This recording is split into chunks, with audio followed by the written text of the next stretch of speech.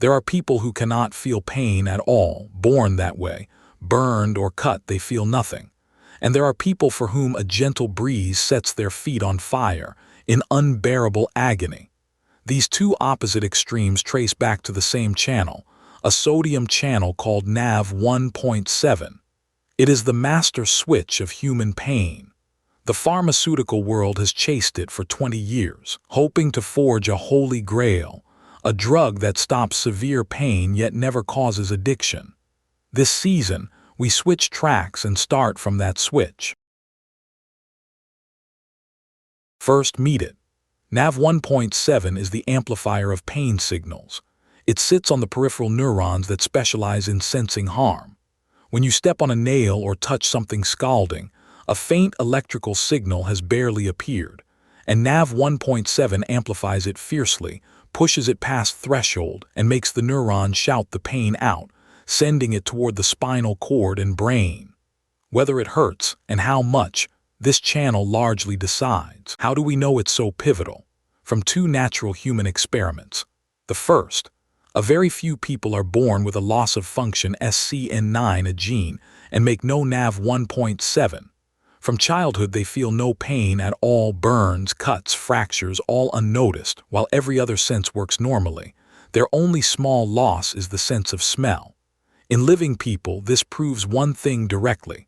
Switch off Nav1.7 and you switch off pain. The second experiment is the opposite.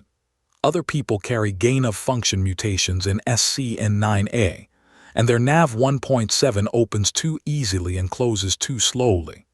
As a result, whenever they meet heat or exercise, their limbs feel thrown into fire, a searing agony called erythromelalgia, unbearable when it strikes.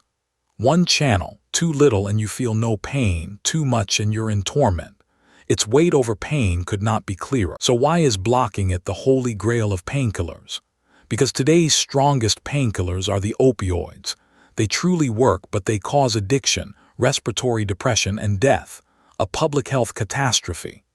Nav1.7, by contrast, sits on peripheral pain neurons, not in the brain's reward circuit responsible for addiction. So in theory, if you could block it selectively, you would stop severe pain without touching addiction. Exactly the Grail countless drug companies dream of. Yet 20 years on, the Grail has still not truly been lifted. The difficulty is selectivity. Sodium channels are a family of 9, from Nav1.1 to Nav1.9, all looking much alike. Among them, Nav1.5 runs the heartbeat, and Nav1.6 runs the central nervous system.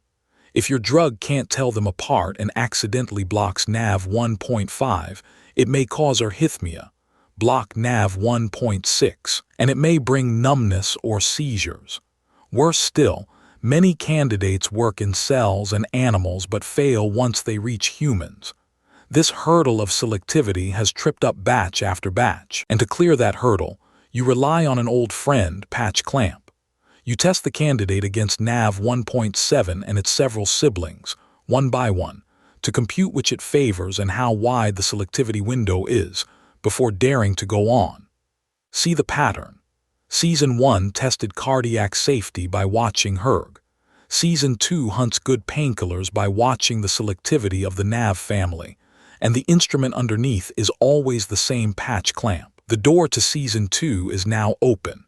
Next time we meet the whole sodium channel family, all 9 siblings at once.